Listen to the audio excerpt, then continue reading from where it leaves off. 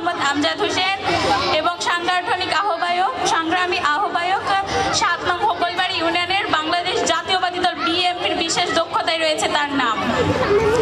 আমার সামনে উপস্থিত সম্মানীয় অতিথিবৃন্দ, সম্মানীয় শিক্ষক মণ্ডলী, সম্মানীয় শ্রদ্ধেয় ভাই ও বোনেরা, সম্মানীয় অভিভাবক এবং আমার স্নেহের ছোট ভাই ও বোনেরা, সকলকে আমার ব্যক্তিগত পক্ষ থেকে জানাই রক্তিম শুভেচ্ছা, সংগ্রামী অভিনন্দন এবং সংগ্রামী সালাম। আসসালামু আলাইকুম।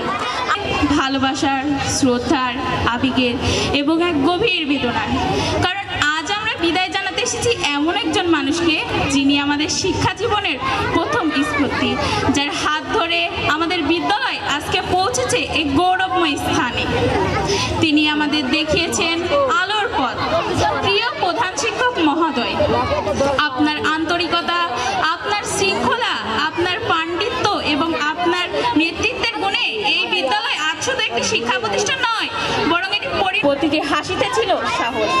আপনি আমাদের চোখে দেখা একজন আদর্শ শিক্ষক, একজন আদর্শ মানুষ এবং একজন আদর্শ অভিভাবক, যিনি শিক্ষার্থী, শিক্ষক ও কর্মচারীদের হৃদয়ে গড়ে নিয়েছেন ভালোবাসার জায়গা।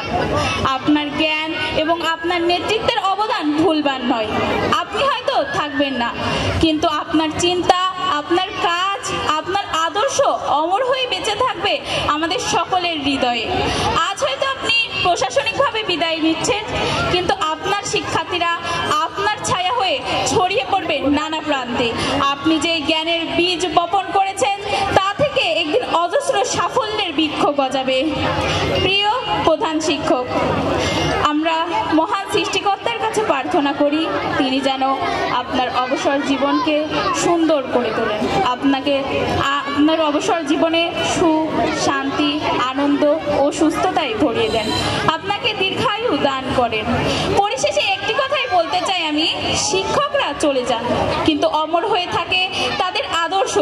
তেমনি আপনার আদর্শ আজীবন অমর হয়ে বেঁচে থাকবে আমাদের সকলের মাঝে।